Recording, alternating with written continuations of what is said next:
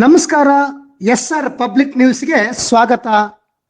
ಇತ್ತೀಚೆಗೆ ಬಳ್ಳಾರಿ ಜಿಲ್ಲೆಯ ಕಂಪ್ಲಿಯ ಶ್ರೀ ಪೇಟೆ ಬಸವೇಶ್ವರ ಸಭಾಂಗಣದಲ್ಲಿ ಕನ್ನಡ ಸಾಹಿತ್ಯ ಪರಿಷತ್ತು ತಾಲೂಕು ಘಟಕವು ಲೇಖಕ ಬಂಗಿ ದೊಡ್ಡ ಮಂಜುನಾಥ ರಚಿಸಿದ ಬೆಂಕಿಯ ಸೀತ ಮತ್ತು ಶೀತದ ಕಾವು ಎಂಬ ಜೋಡಿ ಕಾದಂಬರಿಗಳ ಲೋಕಾರ್ಪಣಾ ಸಮಾರಂಭವನ್ನು ಹಮ್ಮಿಕೊಳ್ಳಲಾಗಿತ್ತು. ಬಳ್ಳಾರಿ ಜಿಲ್ಲಾ ಕರ್ನಾಟಕ ಕಾರ್ಯನಿರತ ಪತ್ರಕರ್ತರ ಸಂಘದ ಜಿಲ್ಲಾಧ್ಯಕ್ಷ ಎನ್ ವೀರಭದ್ರಗೌಡ ಸಮಾರಂಭಕ್ಕೆ ಚಾಲನೆ ನೀಡಿದರು. ನಂತರ ಮಾತನಾಡಿ, ಈ ಕೃತಿಗಳ ಶಿರೋನಾಮೆ ಆಸಕ್ತಿದಾಯಕವಾಗಿವೆ.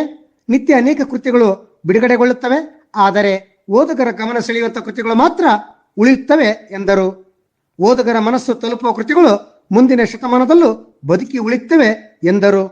ನಂತರ ಗಂಗಾವತಿಯ SKNG ಸರ್ಕಾರಿ ಪ್ರಥಮ ದರ್ಜೆ ಕಾಲೇಜಿನ ಸಹ ಪ್ರಾಧ್ಯಾಪಕಿಯಾದ ಡಾಕ್ಟರ್ ಮುಮ್ತಾಜ್ ಬೇಗಂ ಜೋಡಿ ಕಾದಂಬರಿಗಳನ್ನು ವಿಮರ್ಶಿಸಿ ಮಾತನಾಡಿದರು.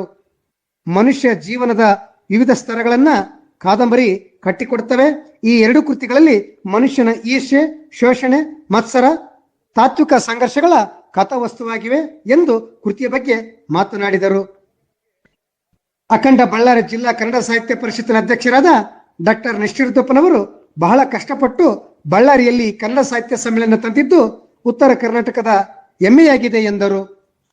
ನಂತರ ಕನ್ನಡ ಸಾಹಿತ್ಯ ಪರಿಷತ್ತಿನ ಜಿಲ್ಲಾಧ್ಯಕ್ಷರಾದ ಡಾಕ್ಟರ್ ನಿಶ್ಚಿರುದ್ದಪ್ಪ ಅಧ್ಯಕ್ಷತೆ ವಹಿಸಿ ಮಾತನಾಡಿ, ಬಳ್ಳಾರಿಯಲ್ಲಿ ಸಮ್ಮೇಳನ ನಡೆಯಬೇಕೆನ್ನುವುದು 69 ವರ್ಷಗಳ ಜನತೆಯ ಕನಸಾಗಿದೆ. ಡಿಸೆಂಬರ್ ತಿಂಗಳಲ್ಲಿ ನಡೆಯಬೇಕಿದ್ದ ಸಮ್ಮೇಳನವು ಕೋರ್ಟ್ ಕಚೇರಿ ನೆಪದಲ್ಲಿ ಕಾಲ ವಿಳಂಬವಾಗುತ್ತಿದೆ. ಸಮ್ಮೇಳನ ನಡೆಸಲು ನಿರಂತರ ಪ್ರಯತ್ನ ಸಾಗಿದೆ ಎಂದರು. ಕನ್ನಡ ಹಿತರಕ್ಷಕ ಸಂಘದ ಗೌರವಾಧ್ಯಕ್ಷ ಕಾಮ ಎಮಯ್ಯ ಸ್ವಾಮಿ ಜೋಡಿ ಕಾದಂಬರಿಗಳನ್ನು ಬಿಡುಗಡೆಗೊಳಿಸಿದರು.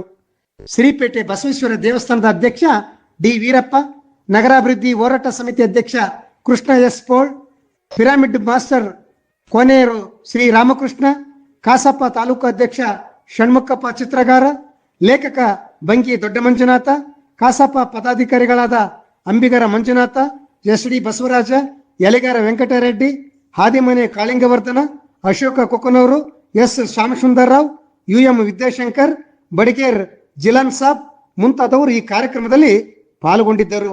ಶಿಕ್ಷಕ ಜೀರು ಮಲ್ಲಿಕಾರ್ಜುನ ಕಾರ್ಯಕ್ರಮವನ್ನು ನಿರೂಪಿಸಿದರು.